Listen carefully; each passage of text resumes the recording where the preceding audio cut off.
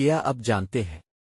پنجاب میں ایک ایسی جگہ بھی ہوتی تھی جہاں فیصلے بھی ہوتے تھے اور کہانیاں بھی جنم لیتی تھیں۔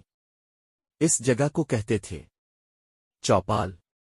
پرانے پنجاب میں جب سورج ڈھل جاتا تھا، کھیتوں سے لوگ واپس آ جاتے تھے اور گاؤں کی گلیوں میں شام اترتی تھی تو کسی بڑے درخت کے نیچے کسی کھلے صحن میں چارپائیاں بچھا دی جاتی تھیں۔ وہی جگہ چوپال کہلاتی تھی۔ چوپال صرف بیٹھنے کی جگہ نہیں تھی، یہ پورے پن کا دل تھی۔ یہاں گاؤں کے بزرگ، جوان اور کبھی کبھی بچے بھی اکٹھے ہوا کرتے تھے۔ کوئی حقہ سلگاتا، کوئی لسی کا گلاس رکھتا، اور پھر شروع ہوتی تھی باتوں، نصیحتوں اور قصوں کی محفل۔ وہاں صرف گپ شپ نہیں ہوتی تھی، وہاں زندگی کے فیصلے بھی ہوتے تھے، کھیتوں کے معاملے، رشتوں کی باتیں، گاؤں کے جھگڑے اور خوشیوں کی منصوبہ بندی، سب کچھ اسی چوپال میں طے ہوتا تھا۔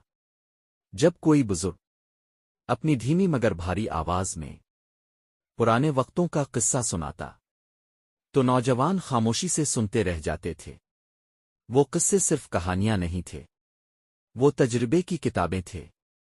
چوپال میں بیٹھ کر لوگ صرف وقت نہیں گزارتے تھے، وہ رشتے جوڑتے تھے۔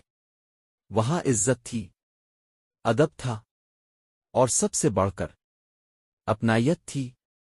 کہتے ہیں چوپال میں بیٹھنے والا ہر شخص اپنے گھر سے بڑا ہو جاتا تھا، کیونکہ وہاں وہ صرف اپنے لیے نہیں، پورے گاؤں کے لیے سوچتا تھا۔